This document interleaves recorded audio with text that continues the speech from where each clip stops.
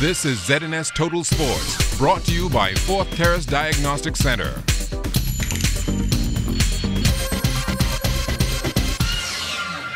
Welcome to sports, everybody. The Under-17 Central Basket Tournament tipping off today in the Dominican Republic. Team Bahamas on the court for the opening game against Guyana. This one, all Bahamas from the opening whistle. The 2-4-2 wins 114-63.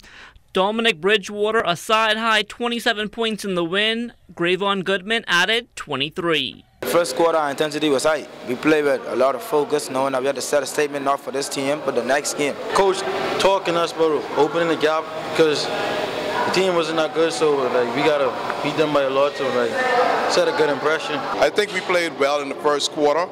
Our energy level was really high. We were defending at a high level. We were getting a lot of runouts, a lot of easy baskets, so I thought we did a good job in that regard. I think we're going to stick with the same offensive principles, but there's going to be a few things that we're going to do different defensively. We as coaches are going to sit down and talk about that a little later on tonight and come up with a game plan that we think will suit our team and that will help us moving forward against Mexico tomorrow. From the WNBA last night, Jonquel Jones and the Connecticut Sun on the floor following the All-Star break. Jonquel had 12 points and 10 rebounds as the Sun took down the Chicago Sky 93-72. The Sprite basketball tournament closing out today at the C.I. Gibson Gym. Our Kelsey Johnson was there. The Southern Division basketball team was able to slice an 18-point lead to single digit in the final quarter, pulling within 4 at one point. But that still wasn't enough to stop the Northeastern basketball team that went on to win 84-77. We was back and forth, my guys, because all tournament we was playing running time, and then championship we can't play stop time. They were getting a little fatigued, and at the end they showed the fatigue and they had to keep making some subs. But at the end, they pulled it off and finished strong, and they came over with the win. Was it difficult putting this team together?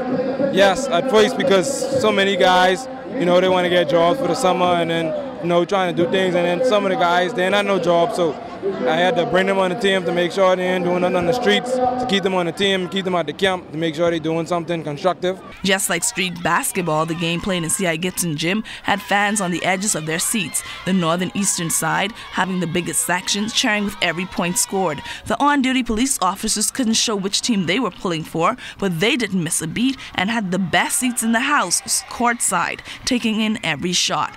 Both teams were deep in foul trouble and looked down to their bench for help. The Southern Division was stuck after losing 2 of their key players. I was just subbing them in and out for those who up the 3 and 4 fouls and use our bench because we are 15 man strong. 19 down, we played good, but we just couldn't finish in the fourth quarter. This is the second consecutive win for the Northeastern Division. Dario Sanders won the MVP. Kelsey Johnson, ZNS Total Sports. On to some minor league baseball news now. The Tampa Bay Rays organization has promoted Lucius Fox to the Single-A Advanced Charlotte Stonecrabs. The news not so good for Byron Murray. He was released by the Salem Kaiser Volcanoes. Meantime, on the diamond yesterday, Binghamton split a doubleheader with Akron. Champ Short playing in the nightcap. He went 2 for 3 with a double, an RBI, and a run scored. As for Anthony Seymour, he was 2 for 4 as Florida fell to Jupiter 8-6. The New Providence Softball Association back on the diamond last night.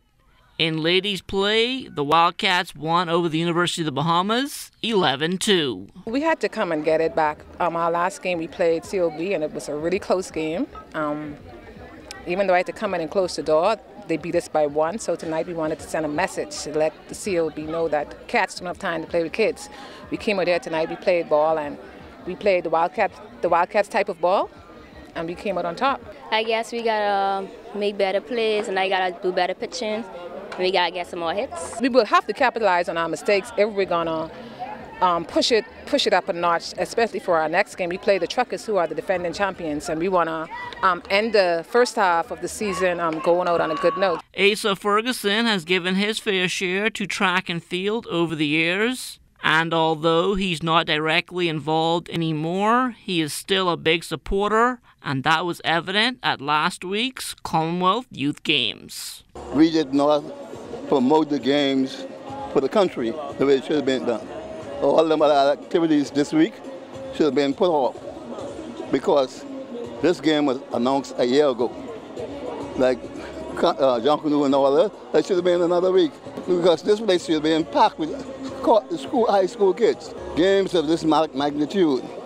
Only past year we was once in every half a century. This is the first time the game's been in the region in 50 odd years. It's a busy time for sloop sailing in the country.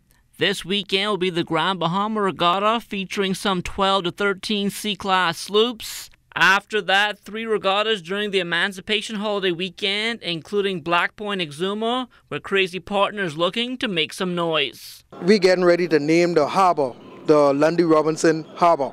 That's how much regattas he's won down in Black Point. So, I mean, Black Point is almost a sure thing for us, but we still have to look out for the VDK. We still have to look out for Clyde Roll, Brooks Miller, Steve Smith, Morris Roll. You know, we have to look out for those guys because they are the best skippers in the whole Bahamas. And that'll do it for sports. Stay tuned, checking weather still to come.